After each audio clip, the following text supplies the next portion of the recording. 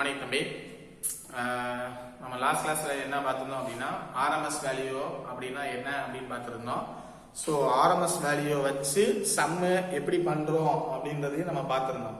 RMS value அப்படின்னா என்னன்றதை நான் உங்களுக்கு சொல்லியிருந்தேன். என்ன அப்படின்னா ஒரு மெட்டீரியல் இருக்கும், ஏதாவது ஒரு டியூப் லைட்டு, ஒரு ஃபேனு அல்லது ஒரு இன்கண்டக்ஷன் லேம்ப்பு, இந்த மாதிரி ஏதாவது ஒரு மெட்டீரியல்ஸ் இருக்கும். அந்த மெட்டீரியல்ல வோல்டேஜ் வேல்யூ கொடுத்துருப்பாங்க. வோல்டேஜ் வேல்யூ, கரண்ட் வேல்யூ எல்லாமே என்ன பண்ணியிருப்பாங்க, கொடுத்துருப்பாங்க. சப்போஸ் அதில் கொடுத்துருப்பதில் வந்து ஆவரேஜ் வோல்டேஜ் அல்லது மேக்சிமம் வோல்டேஜ் அல்லது ஆவரேஜ் கரண்ட் அல்லது மேக்சிமம் கரண்ட் அப்படின்னு இந்த மாதிரி உங்களுக்கு மென்ஷன் பண்ணியிருந்தாங்க அப்படின்னா அது வந்து டைரக்டா நமக்கு ஆவரேஜ் வோல்டேஜ் அல்லது ஆவரேஜ் கரண்ட் அப்படின்னு நம்ம கால்குலேட் பண்ணிக்கலாம், அசம்ஷன் பண்ணிக்கலாம். சப்போஸ் எதுவுமே கொடுக்காம இருந்தாங்க அப்படின்னா நம்ம அதை என்ன சொல்லுவோம், ஆர்எம்எஸ் வேல்யூ அப்படின்னு சொல்லுவோம். அதை வந்து என்ன சொல்லுவோம், ஆர்எம்எஸ் வேல்யூ அப்படின்னு சொல்லுவோம். சரிங்களா? அந்த இது முடிஞ்சதுதான். அதை வச்சுதான் நம்ம என்ன பண்ணியிருந்தோம் அப்படின்னா லாஸ்ட் கிளாஸ் வந்து சம்ஸ் எல்லாமே செஞ்சு பார்த்துருந்தோம். லாஸ்ட் கிளாஸ் என்ன பண்ணியிருந்தோம், சம் எல்லாமே என்ன பண்ணியிருந்தோம், செஞ்சு பார்த்துருந்தோம். சரியா? இப்ப நம்ம பார்க்க போறது என்ன அப்படின்னா, இவ்வளவு நாள் நம்ம பார்த்தது எல்லாத்துலயுமே வெறும் ரெசிஸ்டர் மட்டும் தான் பார்த்திருந்தோம். ஆனா அந்த ரெசிஸ்டர்ஸ்லயே பார்த்தோம் அப்படின்னா ஒரு ரெசிஸ்டர் ரெண்டு ரெசிஸ்டர்னு கம்பைன் பண்ணி தான் பார்த்திருந்தோம். என்ன பண்ணியிருந்தோம், கம்பைன் பண்ணி தான் பார்த்திருந்தோம். சோ இப்ப நம்ம பார்க்கிறது என்னன்னா பியூர் ஒரு ரெசிஸ்டன்ஸ், அதாவது ஒரே ஒரு ரெசிஸ்டன்ஸ் மட்டும் இருந்துச்சு அப்படின்னா என்ன நடக்கும், வோல்டேஜ் எப்படி இருக்கும், கரண்ட் எப்படி இருக்கும் அப்படின்றத பார்ப்போம். சரிங்களா? அதே மாதிரி பியூர் இண்டக்டர், அதே மாதிரி என்னது பியூர் இண்டக்டர், அதே போல பியூர் கெபாசிட்டர், பியூர் கெபாசிட்டர். இப்ப நம்ம பார்க்க போற டாபிக் வந்து AC voltage through resistor, pure resistor, AC voltage through pure inductor, AC voltage through pure capacitor. So இந்த மாதிரி ஒரே ஒரு ரெசிஸ்டர், ஒரே ஒரு கெபாசிட்டர், ஒரே ஒரு இண்டக்டர்ல நம்ம ஏசி சப்ளை அப்ளை பண்ணோம் அப்படின்னா, ஏசி சப்ளைய அப்ளை பண்ணோம் அப்படின்னா நமக்கு என்ன வோல்டேஜ் என்ன கரண்ட் கிடைக்கும், வோல்டேஜும் கரண்ட்டும் என்ன மாதிரி இருக்கும் அப்படின்னு தான் நம்ம என்ன பண்ணுவோம், பார்ப்போம். சரிங்களா? அப்படிதான் என்ன பண்ணுவோம், பார்ப்போம். சரிங்களா? அந்த வகையில நம்ம பார்க்கக்கூடிய ஃபர்ஸ்ட் பார்ட் வந்து என்ன அப்படின்னா AC through pure resistor. AC through pure resistor, அதாவது ஒரு ரெசிஸ்டன்ஸ் இருக்கும், அந்த ரெசிஸ்டன்ஸுக்கு ஒரு ஏசி வோல்டேஜ் கொடுப்பாங்க. அந்த ரெசிஸ்டன்ஸ்க்கு என்ன பண்ணுவாங்க, ஏசி வோல்டேஜ் கொடுப்பாங்க. இந்த சர்க்யூட்ல பாத்தீங்க அப்படின்னா ஒரே ஒரு ரெசிஸ்டன்ஸ் மட்டும்தான் இருக்கு. இண்டக்டர் கெபாசிட்டர் எதுவுமே என்னது கிடையாது, இண்டக்டன்ஸ் கெபாசிட்டன்ஸ் எதுவுமே கிடையாது. சோ வெறும் ஒரே ஒரு ரெசிஸ்டர் மட்டும்தான், அதுல ஒரு ஏசி வோல்டேஜ் கொடுக்கிறோம். அதுல வந்து என்ன பண்றோம், ஒரு ஏசி வோல்டேஜ் கொடுக்கிறோம். இந்த மாதிரி pure resistance and pure voltage, AC voltage கொடுக்கும்போது அந்த இதுல உருவாகக்கூடிய வோல்டேஜ் கரண்ட் என்ன மாதிரி இருக்கும், அதுல உருவாகக்கூடிய வோல்டேஜ் அண்ட் கரண்ட் வந்து எந்த மாதிரி இருக்கும் அப்படின்னு பாக்குறது தான் இந்த பியூர் ரெசிஸ்டருக்கு உண்டானது. சரியா? இதுல நம்ம மேக்சிமம் பார்க்க வேண்டியது என்ன அப்படின்னா சிம்பிள் தான், இது அந்த அளவுக்குலாம் ஒர்த்தபிள்லாம் இல்ல. சரியா? பார்க்கதான் ரொம்ப பெருசாலாம் தெரியும், ரொம்ப ரொம்ப சின்ன கான்செப்ட் தான். சரிங்களா? ரொம்ப சின்ன கான்செப்ட். ஈஸியா நம்ம என்ன பண்ணிடலாம், அண்டர்ஸ்டாண்டிங் பண்ணிக்கலாம். ஈஸியா நம்ம என்ன பண்ணிக்கலாம், அண்டர்ஸ்டாண்டிங் பண்ணிக்கலாம். சரியா? நம்மளாம் யோசிக்க வேணாம். சரியா? இதுல பாத்துக்கிட்டீங்க அப்படின்னா ஒரு ரெசிஸ்டன்ஸ் கொடுத்திருக்காங்க. அதாவது ஃபர்ஸ்ட் என்ன சொல்லியிருக்காங்க அப்படின்னா இண்டக்டன்ஸ் அண்ட் கெபாசிட்டன்ஸ் எஃபெக்ட் இல்லாத, இண்டக்டன்ஸ் அண்ட் கெபாசிட்டன்ஸ் எஃபெக்ட் இல்லாத ஒரு பியூர் ரெசிஸ்டரை, ஒரு பியூர் ரெசிஸ்டரை ஏசி வோல்டேஜுக்கு இடையே இணைக்கப்பட்டிருக்கும். அதான் சொன்னேன். இந்த இதில் பாத்தீங்கன்னா இந்த சர்க்யூட்ல பாத்தீங்கன்னா ஒரே ஒரு ரெசிஸ்டன்ஸ் தான் இருக்கும், இண்டக்டர் கெபாசிட்டன்ஸ் எதுவுமே கிடையாது, இண்டக்டர் கெபாசிட்டன்ஸ் எதுவுமே என்னது கிடையாது. டைரக்டா என்ன பண்றோம், இந்த ரெசிஸ்டன்ஸுக்கு ஒரு ஏசி வோல்டேஜ் இந்த மாதிரி சைன் வேவ் ஃபார்ம் போட்டிருந்தாங்க அப்படின்னா அதுதான் என்னது, ஏசி வோல்டேஜ். இந்த மாதிரி ஒரு ரவுண்ட்ல இந்த மாதிரி சைன் வேவ் போட்டிருந்தாங்கன்னா அது ஏசி வோல்டேஜ். இதுவே ரவுண்ட்ல ஒரு கோடு போட்டிருந்தாங்க அப்படின்னா அது டிசி வோல்டேஜ். ரவுண்ட்ல என்ன பண்ணிருந்தாங்க, ஒரு கோடு போட்டிருந்தாங்க அப்படின்னா அது என்னது, டிசி வோல்டேஜ்.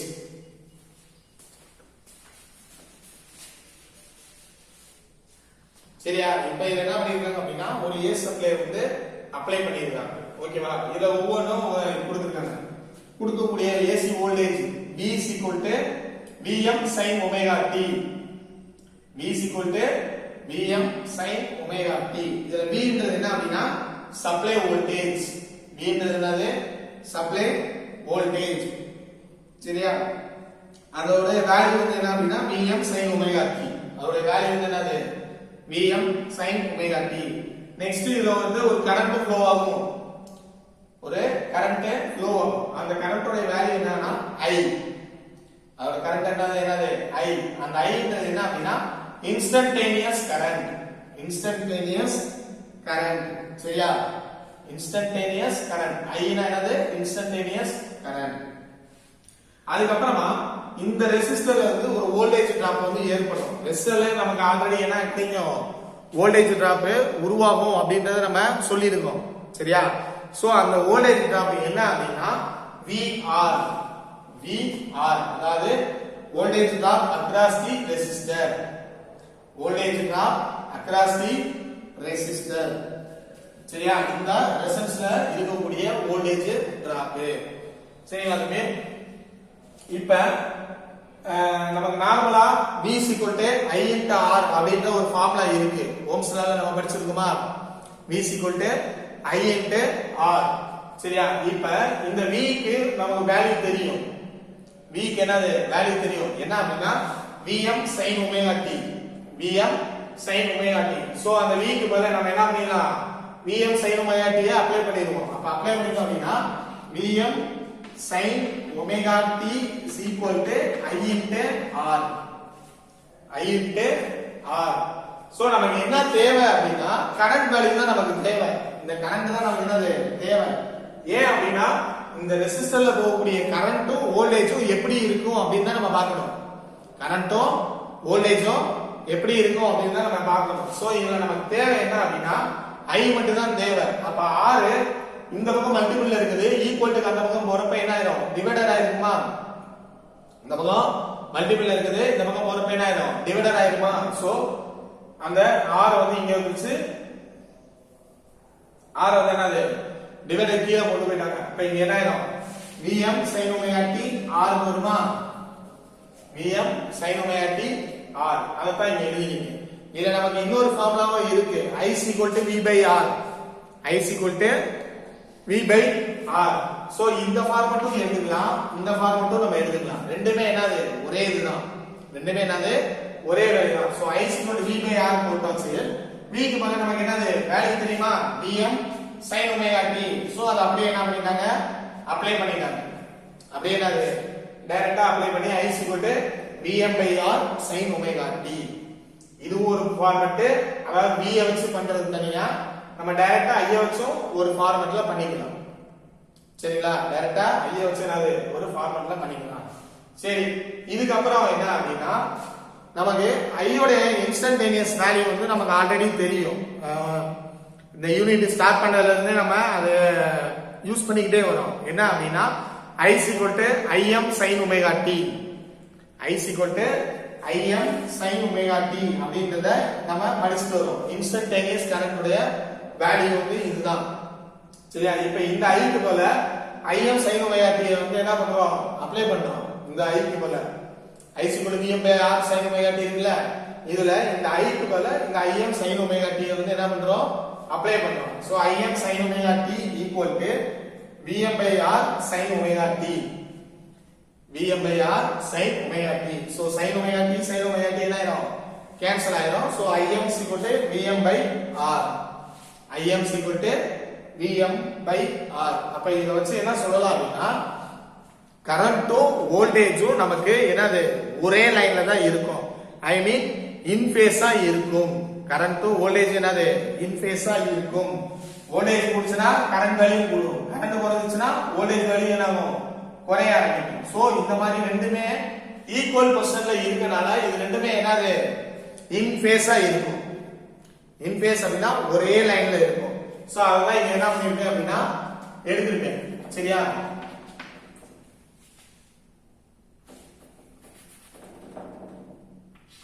இத என்ன பண்ணிருக்கேன்? எடுத்துட்டேன். சோ கரண்ட் போகுது, அதே வழியில என்னது நமக்கு வோல்டேஜும் வரும். அதே வழியில என்னது வோல்டேஜ் வரும். இப்ப கரண்ட் கூடுச்சுன்னா வோல்டேஜ் என்ன ஆகும், கூட ஆரம்பிக்கும். சோ அதுதான் என்னது இன் ஃபேஸ் அப்படின்னு சொல்லுவாங்க. இதுல போட்டிருப்பாங்க, அதாவது பியூர் ரெசிஸ்டன்ஸ் சர்க்யூட்டில் செல்லும் கரண்ட் மற்றும் வோல்டேஜ் இன் ஃபேஸ் ஆக இருக்கும். கரண்ட் வந்து வோல்டேஜ்க்கு என்னது இன் ஃபேஸ் ஆக இருக்கும். சோ அதனாலதான் கரண்ட்டை நம்ம எடுத்திருக்கோம். அதுல போகக்கூடிய வோல்டேஜ் என்னது அதே வழியில தான் போகுது. சோ அப்ப கரண்ட் வோல்டேஜ் என்னது இன் ஃபேஸா இருக்கும் அப்படின்னு சொல்லுவாங்க. சரியா? அப்ப பியூர் ரெசிஸ்டன்ஸ்ல நமக்கு கிடைச்ச ஒரு பாயிண்ட் என்ன அப்படின்னா, ஒரு ரெசிஸ்டன்ஸ் நம்ம யூஸ் பண்ணோம் அப்படின்னா அதுல வோல்டேஜ் கரண்ட்டும் என்னது இன் ஃபேஸா தான் இருக்கும். வோல்டேஜும் கரண்ட்டும் என்னது இன் ஃபேஸா தான் இருக்கும் அப்படின்றத இங்க சொல்லி இருக்காங்க. சரியா?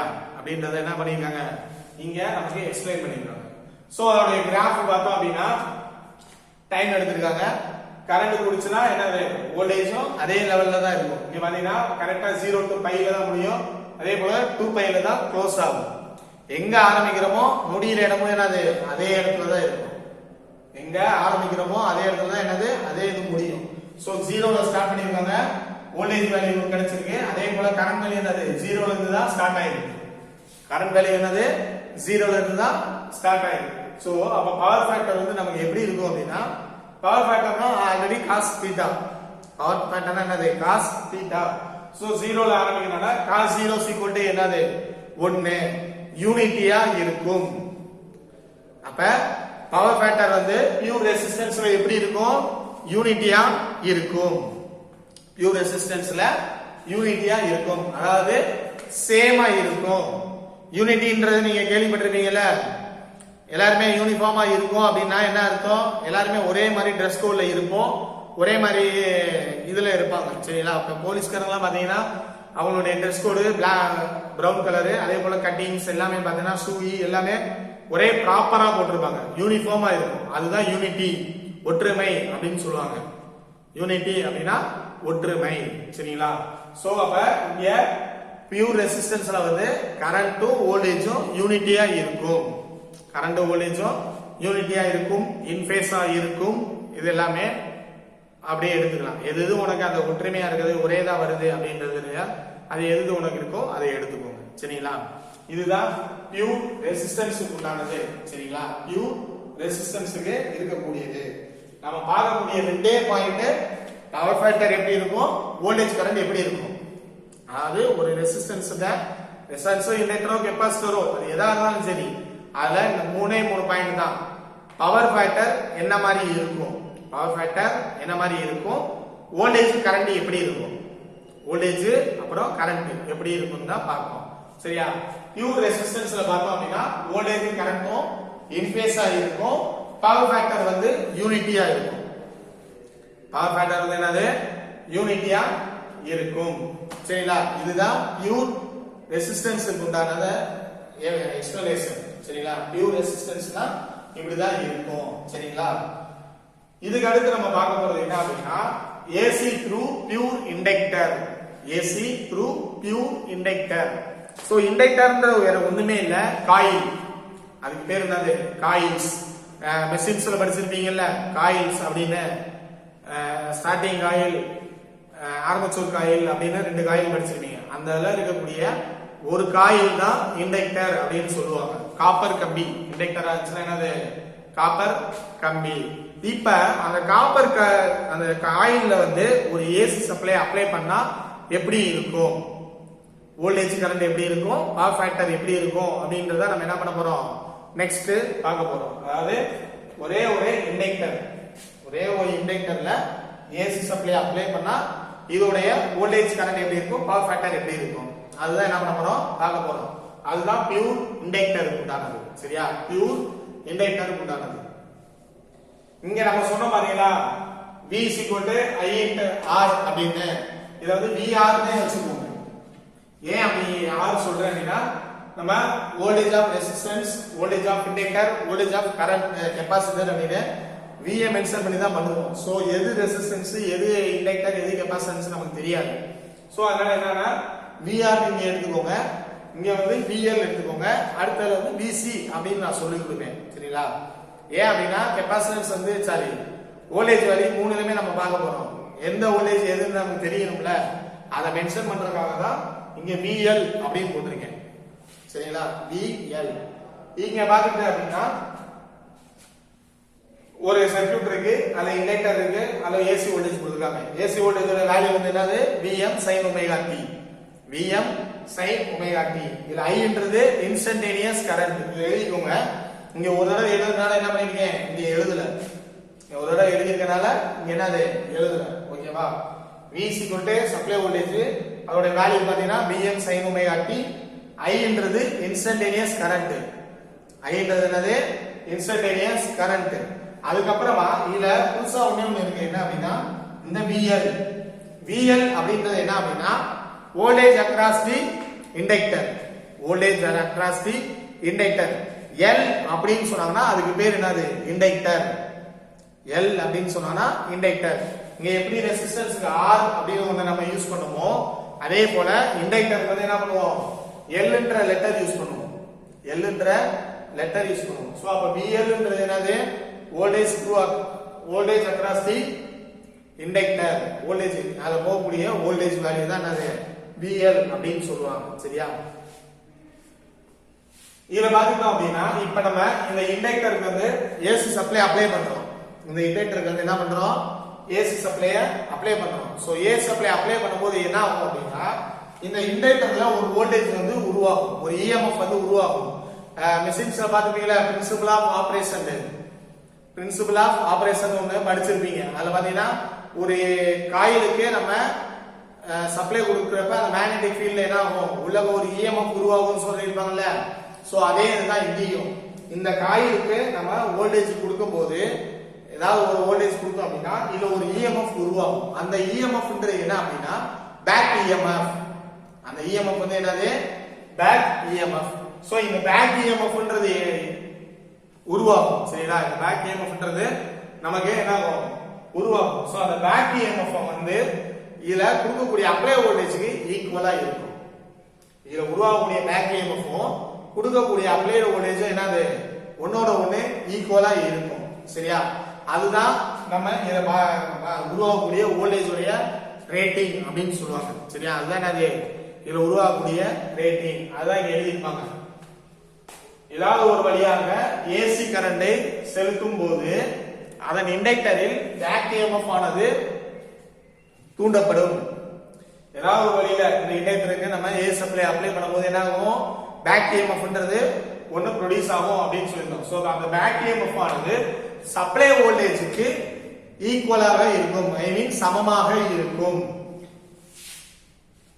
சாரி, சமமா இருக்காது, ஆப்போசிட் டைரக்ஷன்ல இருக்கும். சரியா? இந்த பேக் EMF வந்து என்னது? ஆப்போசிட் டைரக்ஷன்ல இருக்கும். ஏன் அப்படின்னா இதுல ஒரு வோல்டேஜ் உருவாகும், இதோடைய ரிவர்ஸ் வோல்டேஜ் தான் நமக்கு என்னது? சப்ளை வோல்டேஜ்ல இருக்கும். ரிவர்ஸ் வோல்டேஜ் தான் என்னது? சப்ளை வோல்டேஜ்ல இருக்கும். சாரி, தப்பா சொல்லிட்டேன். சரியா? இந்த இண்டக்டர்ல உருவாகக்கூடிய வோல்டேஜும் பேக் EMFும் சப்ளை வோல்டேஜ்க்கு ஆப்போசிட் டைரக்ஷன்ல இருக்கும். சோ ஆப்போசிட் டைரக்ஷன்ல இருந்துச்சு அப்படின்னா நமக்கு இண்டக்டர் அப்படின்னு ஒண்ணு நம்ம என்ன பண்ணிக்கணும்? யூஸ் பண்றோம் அப்படின்னு தெரிஞ்சுக்கலாம். சரியா? இதை எப்படி சொல்லுவாங்கன்னா applied voltage equal to back EMF. Applied voltage equal to back EMF. சரியா? இப்ப அப்ளைடு வோல்டேஜ் அப்படின்னா Vm sin omega t. Applied voltage வந்து என்னது? Vm sin omega t. Back EMF அப்படின்னா EMF வந்து நீங்க படிச்சிருக்கீங்க. L is equal to di by dt. E is equal to L di by dt. சரியா? இப்போ இந்த ஃபர்ஸ்ட் இதுல செகண்ட் இது என்னது? ஒன்னோட ஒண்ணே ஈக்குவேட் பண்றாங்க. ஃபர்ஸ்ட் ஈக்குவேஷனையும் செகண்ட் ஈக்குவேஷன் என்னது? ஒன்னோட ஒண்ணே ஈக்குவேட் பண்றாங்க. ஈக்குவேட் பண்ணும்போது நமக்கு கரண்ட் வேல்யூ தான் தேவை. சோ di மட்டும் இந்த பக்கம் வச்சுக்கிறாங்க. இந்த dt இந்த L இது ரெண்டும் என்னது? ஈக்குவலுக்கு அந்த பக்கம் கொண்டு போயிராங்க. சோ அந்த பக்கம் கொண்டு போறப்ப dt வந்து இங்க டிவைடர்ல இருக்கு, இங்க போறப்ப என்ன ஆகும்? மல்டிபிள் ஆகும். So Vm sin omega t into dt. Vm sin omega t into dt. இங்க L பாத்தீங்க அப்படின்னா நமக்கு மல்டிபிள்ல இருக்கு, அது ஈக்குவலுக்கு அந்த பக்கம் போறப்ப என்ன ஆகும்? டிவைடர்ல போயிடும். So L is equal to L வந்து டிவைடர்ல இருக்கு. So Vm sin omega dt omega t into dt divided by L. சரியா?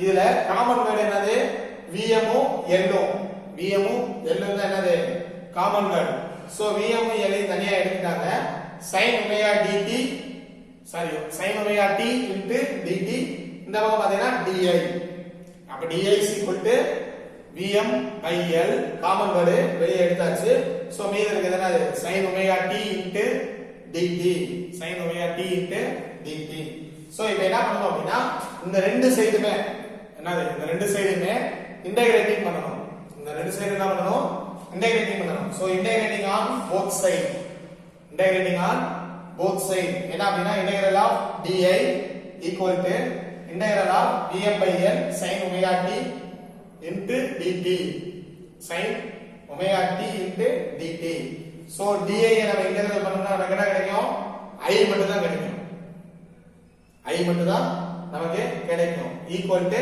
இந்த Vm by L வந்து காமன் சோ அதை வெளிய எடுத்துட்டாங்க integral of sin omega t into dt integral of sin omega t into dt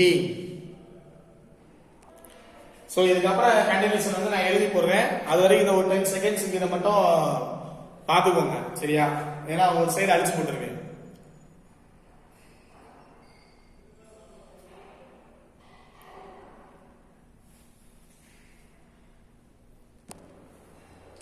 சரிப்பா I is equal to Vm by L integral of sin omega t into dt சரியா sin omega t into dt இப்போ இந்த sin omega t வந்து நம்ம integrate பண்ணோம் அப்படினா நமக்கு minus cos omega t by omega இது இன்டகிரேட் பண்ணோம்னா அதாவது இந்த sin omega t வந்து என்னது நம்ம இன்டகிரேட் பண்ணோம் அப்படினா நமக்கு minus cos omega t by omega அப்படினு வரும் ஓகேவா இந்த ஒமேகான்றது என்னது காமன் வேர்டு சோ இந்த காமன் வேர்டை வெளியில எடுத்துருவோம் காமன் வேர்டை என்னது வெளியில எடுத்தாச்சு இதுக்கு முன்னாடி நீங்க மேத்ஸ்ல படிச்சிருப்பீங்க cos theta sin 90 minus theta cos theta sin 90 minus theta அப்படின்றத நம்ம படிச்சிருப்போம் சரிங்களா மேத்ஸ்ல படிச்சிருப்போம் சோ அந்த இங்க தீட்டாக்கு என்ன பண்றோம் அப்படினா ஒமேகா t வந்து அப்ளை பண்றோம் ஒமேகா t வந்து என்ன பண்றோம் அப்ளை பண்றோம் சரியா சோ அப்ப sin 90 minus omega t இந்த cos omega t வந்து என்ன பண்ணுவாங்க மாத்திடுவாங்க அதாவது cos theta அப்படினா sin 90 minus theta அப்படின்றது ஃபார்முலா அது வந்து என்னது நமக்கு ஃபார்முலா சோ இந்த தீட்டாக்குள்ள omega t நம்ம என்ன பண்றோம் சப்ஸ்டிட்யூட் பண்றோம் சோ இப்போ omega t போட்டோம்னா இந்த தீட்டாக்குள்ள என்ன ஆகும் omega t தான வரும் அதுக்காக தான் sin 90 minus omega t sin 90 minus omega t so இது வந்து ரிவர்ஸ்ல இருக்கா ஐ மீன் லாக்ல இருக்கு அத வந்து லாக் வந்து நம்ம எடுக்கணும் அப்படினா இத என்ன பண்ணனும் சேஞ்ச் பண்ணனும் சோ சேஞ்ச் பண்ணோம் அப்படினா sin omega t minus 90 அப்படி போட்டோம்னா அதாவது இந்த மைனஸ் வந்து என்ன பண்றாங்க உள்ள வச்சு மல்டிபிள் பண்றாங்க உள்ள வந்து என்ன பண்றாங்க மல்டிபிள் பண்ணாங்க அப்ப இங்க என்ன ஆகும் பிளஸ் 90 இருக்குது மைனஸ் 90 ஆயிடும் பிளஸ் omega t இருக்குது சாரி மைனஸ் omega t இருக்குது பிளஸ் omega t ஆ மாறிடும் அவ்வளவுதான் வேற எதுவுமே கிடையாது சரியா மைனஸ் என்ன பண்ணிட்டாங்க உள்ள வச்சு மல்டிபிள் பண்ணிட்டாங்க அதாவது ரிவர்ஸ் பண்ணிருக்காங்க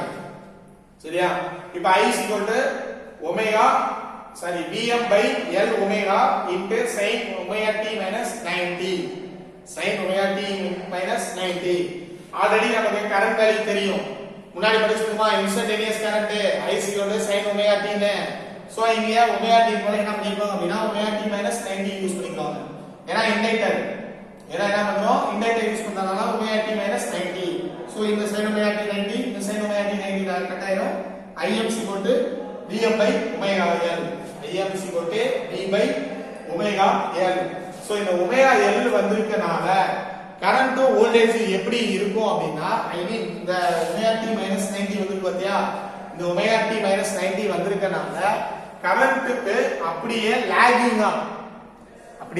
லாகிங்கா என்ன இருக்கும் வோல்டேஜ் இருக்கும் கரண்ட்க்கு அப்படியே லாகிங்கா வோல்டேஜ் இருக்கும் அது உனக்கு வேவ் ஃபார்ம்ல பார்த்தா தெரியும் சரியா இது ஃபுல்லாவே பாசிட்டிவ் வேல்யூவா இது வந்து என்னது மைனஸா கிராஃப்ல வந்து கீழ் பகுதி வந்து மைனஸ் மேல் பகுதி வந்து என்னது பிளஸ் னு சொல்லி இருப்பாங்க சோ வோல்டேஜ் பார்த்தா கரெக்ட்டா 0 ல ஆரம்பிச்சு பைல இருந்து 2 பைக்கு போகுது 0 ல ஆரம்பிச்சு என்னது 2 பைய க்ளோஸ் பண்ணுது ஆனா கரண்ட் வேல்யூ பாருங்க 90 டிகிரி அப்படியே ஆப்போசிட்டடா என்னது லாக் ஆயிருக்கு லாக் ஆகி க்ளோஸ் பண்ணிருக்காங்க. வேவ் ஃபார்ம் வந்து என்ன இருக்கு, க்ளோஸா இருக்கு. அப்ப ஒரு இண்டக்டர்ல நமக்கு கரண்ட் வேல்யூ வந்து எப்படி இருக்கும், சாரி இது வந்து வோல்டேஜ்,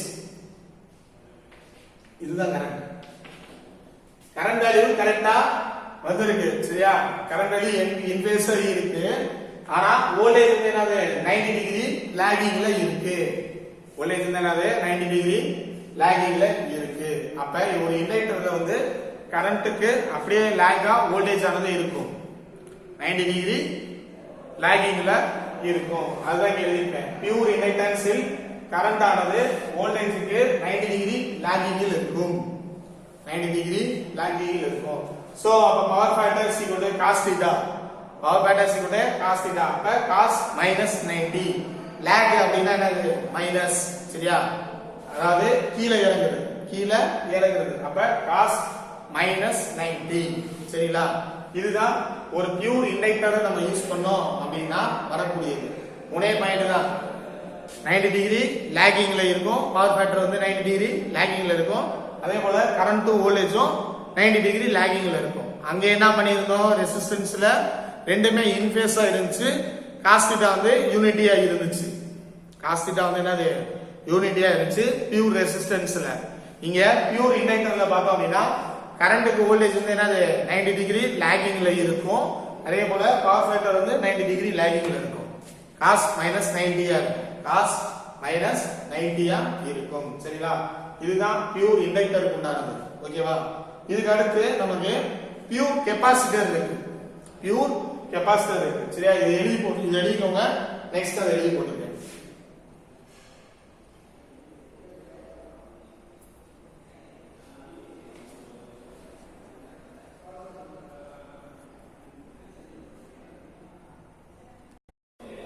சோ நம்ம நெக்ஸ்ட் பார்க்கிறது என்ன அப்படின்னா AC through capacitor, pure capacitor சரியா. பியூர் கெபாசிட்டர் அப்படின்னா கெபாசிட்டன்ஸ் மட்டும் தான் இருக்கும், வேற எதுவுமே இருக்காது சரிங்களா. பியூர் கெபாசிட்டன்ஸ் மட்டும் தான் இருக்கும், வேற இண்டக்டரோ ஒரு ரெசிஸ்டரோ எதுவுமே என்னது இந்த சர்க்யூட்ல இருக்காது. பாத்தீங்கன்னா இங்க ஒரே ஒரு கெபாசிட்டன்ஸ் மட்டும் இருக்கா. சோ அதுக்கு வந்து என்ன பண்றோம், ஒரு ஏசி சப்ளை வோல்டேஜ் கொடுக்குறோம், ஏசி சப்ளை வோல்டேஜ் வந்து என்ன பண்ணிருக்கோம் கொடுத்துருக்கோம் சரியா. இப்ப இத வந்து V என்னன்னு தெரியும், Vm sin omega t என்னன்னு தெரியும், I என்னன்னு தெரியும். Vc அப்படினா இந்த கெபாசிட்டன்ஸ்ல போகக்கூடிய வோல்டேஜ் வேல்யூ, இந்த கெபாசிட்டன்ஸ்ல போகக்கூடிய வோல்டேஜ் வேல்யூ சரியா. இந்த கெபாசிட்டன்ஸ்ல போகக்கூடிய வோல்டேஜ் வேல்யூ தான் Vc. Vc ன்றது கெபாசிட்டன்ஸ்ல போகக்கூடிய வோல்டேஜ். இப்ப இதோட டேர்ம்ஸ் என்ன அப்படினா ஒரு கெபாசிட்டருக்கு ஏசி வோல்டேஜ் கொடுக்கும்போது, ஒரு கெபாசிட்டருக்கு ஏசி வோல்டேஜ் கொடுக்கும்போது ஒரு டைரக்ஷன்ல ஃபர்ஸ்ட் சார்ஜ் ஆகும், ஒரு டைரக்ஷன் என்ன ஆகும் ஃபர்ஸ்ட் சார்ஜ் ஆகும், பின்னாடி அடுத்த டைரக்ஷன் என்ன ஆகும் இப்படி சார்ஜ் ஆயிட்டே இருக்கும். அதாவது மாறி மாறி அது என்ன பண்ணும், டைரக்ஷனை மாத்தி மாத்தி சார்ஜ் பண்ணிக்கிட்டே இருக்கும், மாத்தி மாத்தி என்ன பண்ணும் சார்ஜ் பண்ணிக்கிட்டே இருக்கும். சோ சார்ஜ் வந்து நமக்கு என்ன அப்படின்னா Q அப்படின்னு சொல்லிருப்பாங்க. நம்ம முன்னாடியே கெபாசிட்டன்ஸ் படிச்சிருக்கோம்ல ஃபர்ஸ்ட் யூனிட்ல, ஃபர்ஸ்ட் யூனிட்ல கெபாசிட்டன்ஸ் படிச்சிருக்கோம்ல, அந்த இதுல தான் அது அப்படியே தான் என்ன பண்ணிருப்போம் இங்க எடுத்திருப்பாங்க ஓகேவா. அத வந்து என்ன சொல்லுவாங்க Q அப்படின்னு சொல்லிருப்பாங்க. என்னது Q, Q is equal to CV, Q is equal to CV. so V வந்து நமக்கு தெரியும் என்னது Vm sin omega t, Vm sin omega t. so இந்த Q வந்து அப்படியே எடுத்துக்கோங்க. அதுக்கு அப்புறம் இந்த கெபாசிட்டன்ஸ்ல உருவாகக்கூடிய கரண்டோட வேல்யூ வந்து எப்படி இருக்குன்னா I is equal to dq by dt, I is equal to dq by dt சரிங்களா. இப்ப இந்த q க்கு பதிலா இந்த q க்கு பதிலா இந்த q வேல்யூ அப்ளை பண்ணலாமா, அந்த மேல இருக்க q க்கு பதிலா இந்த q வேல்யூ என்ன பண்ணிடலாம் அப்ளை பண்ணிடலாமா. So I is equal to dCVm sin omega t by dt. இந்த q க்கு பதிலா என்ன பண்ணிருக்கீங்க, இந்த CVm sin omega t, CVm sin omega t வந்து என்ன பண்ணிருக்கீங்க அப்ளை பண்ணிட்டேன் சரிங்களா. இப்ப இது வந்து டிஃபரன்ஷியேட் பண்றோம், இது வந்து என்னது டிஃபரன்ஷியேட் பண்றோம். எதை வச்சுனா dt ஐ வச்சு ஒமேகா t வந்து என்ன பண்றோம் டிஃபரன்ஷியேட் பண்றோம். சோ அப்படி டிஃபரன்ஷியேட் பண்ணும்போது இதுல CVm காமன், CVm வந்து என்னது காமன். சோ Vm வந்து வெளியில வந்துருச்சா. ஒமேகா t ஐ வச்சு நம்ம டிஃபரன்ஷியேட் பண்ணும்போது வெறும் ஒமேகா மட்டும் கிடைக்கும், வெறும் ஒமேகா மட்டும் கிடைக்கும். sin ஒமேகா t ஐ வந்து நம்ம டிஃபரன்ஷியேட் பண்ணும்போது என்ன கிடைக்கும், cos ஒமேகா t ஆ மாறிடும் சரியா. ஃபர்ஸ்ட் இந்த ஒமேகா டி வந்து என்ன பண்ணுவாங்க, டிஃபரன்ஷியேட் பண்ணுவாங்க. டிஃபரன்ஷியேட் பண்ணும்போது வெறும் ஒமேகா மட்டும் கிடைக்கும். அதுக்கப்புறமா இந்த சைன் ஒமேகா டி வந்து சேர்த்து பண்ணுவாங்க. சேர்த்து பண்ணும்போது நமக்கு காஸ் ஒமேகா டி என்ன ஆயிரும், கன்வெர்ட் ஆயிரும். சரியா, காஸ் ஒமேகா டி என்ன ஆயிரும், கன்வெர்ட் ஆயிரும். சரியா, இப்போ வந்து இதுல நமக்கு முன்னாடியே ஒரு ஃபார்முலா இருக்கு. என்ன அப்படின்னா v i into c, அதாவது i into r போட்டோமா, r போல இங்க என்ன இருக்கு, c இருக்கு. சோ i into c இது வந்து கூலம்ஸ்ல இருக்கும். நமக்கு எப்பயுமே வோல்டேஜ் வேல்யூ வந்து ஆம்ஸும் ஓமாவும் தான் இருக்கும். Amps into ohms, amps into ohms தான் இருக்கும். சோ i இந்த c வந்து ஓம்ஸா மாத்தணும் அப்படின்னா xc அப்படின்னு வரும். 1/xc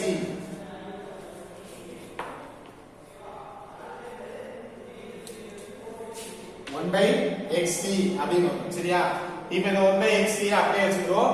நமக்கு என்ன தேவை அப்படின்னா i மட்டும் தான் தேவை. i மட்டும் தான் என்ன தேவை. So vm/xc, vm/xc. சரியா, இந்த vm/xc வந்து இங்க வந்து அப்ளை பண்றாங்க. எதுக்காக அப்ளை பண்றாங்கன்னா இந்த c க்கு பதிலா 1/ωc அப்படினாங்க. 1/ωc நாலும் சரி, xc நாலும் என்னது ஒண்ணுதான். xc = 1/ωc, xc = 1/ωc. இந்த c ஒமேகா இருக்குல, அதுக்கு பதிலா இந்த 1/ωc எடுத்துக்கிறாங்க.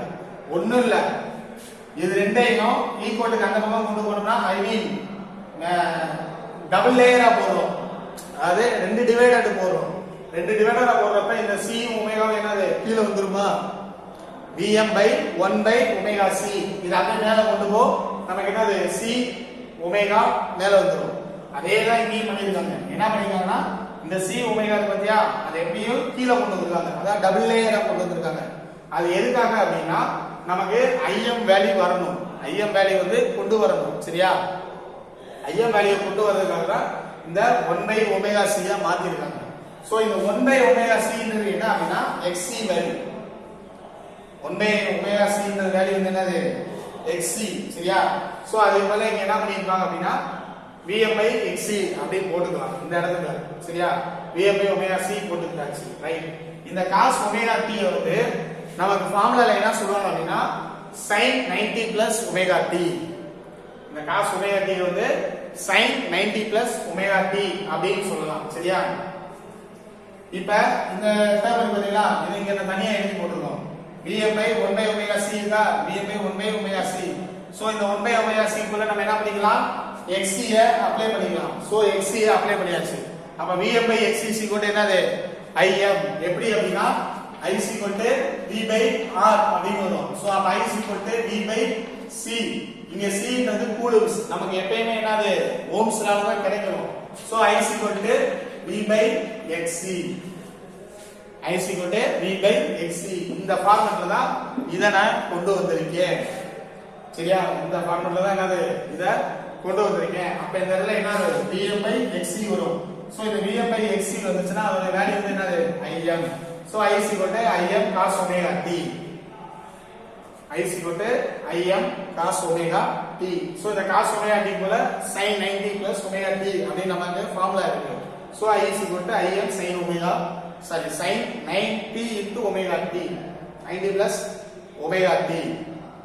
i = im sin 90 plus ωt. இப்ப இந்த பியூர் கெபாசிட்டரை பொறுத்த வரைக்கும் நமக்கு வோல்டேஜ் வேல்யூ எப்படி இருக்குன்னா லீடிங்ல இருக்கும். ஏன்னா இங்க என்னது பிளஸ் வேல்யூ கிடைச்சிருக்கா, 90 வந்து பிளஸ் வேல்யூ கிடைச்சிருக்கு. சோ பிளஸ்ல கிடைச்சிச்சுனா அது வந்து என்னது லீடிங் அப்படின்னு அர்த்தம். சோ அப்ப கிராஃப் வந்து பாத்தீங்கன்னா மேல பிளஸ் வேல்யூ வந்து நமக்கு ஆக்டிவேட் ஆகும். பிளஸ் வேல்யூ வந்து என்னது ஆக்டிவேட் ஆகும். Voltage current. சரியா, வோல்டேஜ் கரண்ட் ஐ மீன் இது வந்து என்னது லாகிங்ல இருக்கும், கரண்ட் வந்து லீடிங்ல இருக்கும். அப்ப பியூர் கெபாசிட்டர்ல கரண்ட் ஐயும் வோல்டேஜ்க்கு 90 டிகிரி லீடிங்ல இருக்கும். அப்ப பவர் ஃபேக்டர் =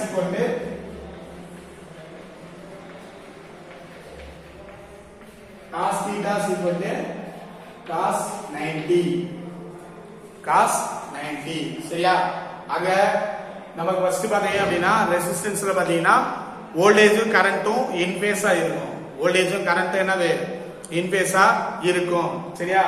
வோல்டேஜ் கரண்ட் இன்ஃபேஸா இருக்கனால காசோட வேல்யூ வந்து என்னது 0 அப்படின்னு போட்டுருந்தோம். காசோட வேல்யூ வந்து என்னது 0 அப்படின்னு யூஸ் பண்ணிருந்தோம்.